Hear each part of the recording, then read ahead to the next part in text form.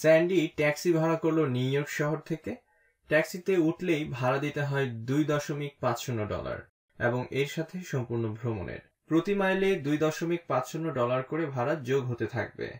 5 mile ভ্রমণের পর Sandy ভাড়ার জন্য $20 দিল এবং আরো $1 বকশিশ দিল।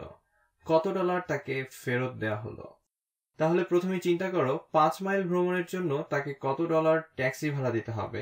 তো আমি একে ট্যাক্সি ভাড়াই বলি। তুমি ট্যাক্সিতে উঠা মাত্রই $2.50 দিতে হবে।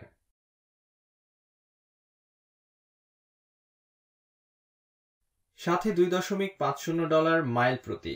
এখন সে ভ্রমণ করেছিল 5 মাইল। আমি এভাবে লিখতে পারি প্রতি মাইল গুণ $2.50।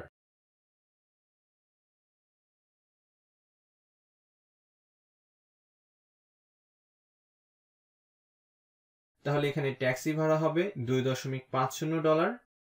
এই $2.50 যোগ 5 গুণ 2.50। চলো দেখি 5 গুণ 2.50 হলো 12.50 টাকা। তাই এই $12.50 যোগ হবে। $2.50 যোগ $12.50 হলো $15। যেহেতু শুধুমাত্র ট্যাক্সি ভাড়া $15 এবং স্যান্ডি আরো $1 দিয়েছিল, তাই ভাড়া যোগ বকশিশ হবে আসল ট্যাক্সি ভাড়া। $15 যোগ $1 যা হলো $16।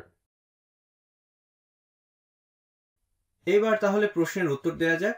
$20 দেওয়ার পরে কত ডলার তাকে ফেরত দেওয়া হলো? তাহলে তার ফেরত ডলারের হিসাব এভাবে লিখতে পারি, যেহেতু সে $20 ভাড়া দিয়েছিল এবং ভাড়া যোগ বকশিশ হলো $16 বিয়োগ $16, তাহলে তাকে $4 ফেরত দেওয়া হয়েছিল।